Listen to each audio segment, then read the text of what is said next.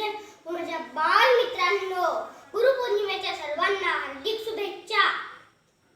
विश्वातील सर्व गुरुजनांना माझा नमस्कार.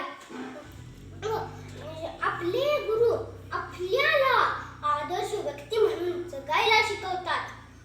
माणूस हा सर्व प्राणी मात्रांमध्ये सर्वात श्रेष्ठ मानला जातो, कारण त्याच्याकडे विद्या आहे आणि हीच विद्या देण्याचे काम आपले गुरु करतात. आपले पहिले गुरु आपली आई असते. आपले दुसरे गुरु आपल्या शाळेतील शिक्षक असतात. म्हणूनच मी तुम्हाला एक गुरु व शिष्याची कथा सांगणार आहे. हिमालय के पर्वत शिखरों पर महान साधु बाबा रहा करते थे. उनके यहाँ पर शिक्षा लेने के लिए बहुत सारे लोग आया करते थे. और एक दिन उनके एक शिष्य ने उनसे कहा कि गुरुदेव, आप इतने महान हो तो आपके गुरु कितने महान होंगे? तो फिर इस पर साधु बाबा ने कहा कि मेरे गुरु तो बहुत महान थे. वो 3 लोग थे. मेरा पहला गुरु एक चोर था. ये सुन के उनके सारे शिष्य हैरान हो गए और उनके एक शिष्य ने उनसे पूछा कि गुरुदेव, आप मजाक मत कीजिए. तो फिर साधु बाबा ने कहा कि मैं मजाक नहीं कर रहा. मेरा पहला गुरु एक चोर ही था. बहुत दिनों पहले की बात है.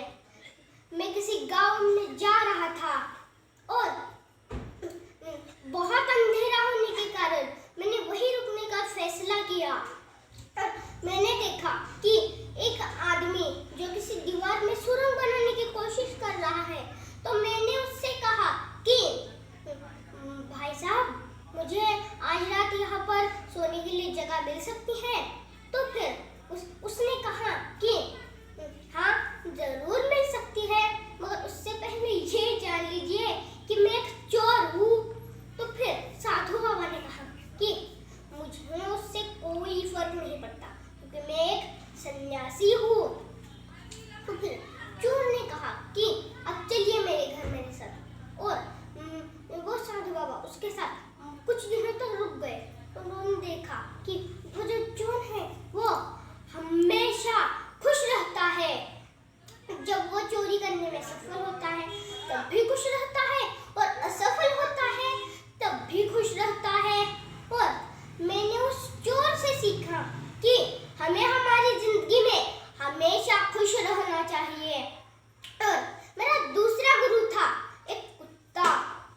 और ये सुन के उनके सारे शिष्य हैरान हो गए और उन्होंने कहा कि सच में मेरा दूसरा गुरु एक कुत्ता ही था. बहुत दिनों पहले मैं जंगल में था और मैंने देखा कि एक कुत्ता जो कि पानी पीने के लिए एक तालाब के पास जा रहा है, और वो तालाब में खुद की परछाई को देखकर ही डर के वहां से भाग जा रहा है. और एक दिन उसे बहुत जोरों की प्यास लग गई और उसने हिम्मत दिखाकर उस पानी में खुद की परछाई को मारने के लिए छलांग लगा दी. और तभी पानी में छलांग लगाते ही उसकी परछाई तो हो गई गायब. इसलिए वो कुत्ता तो डूबने लग गया और वो डर के मारे अपने चारों पैर हिलाने लग गया.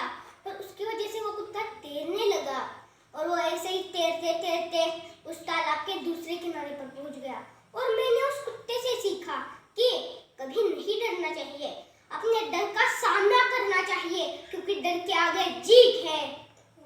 और मेरा तीसरा गुरु था एक 10 साल का बच्चा.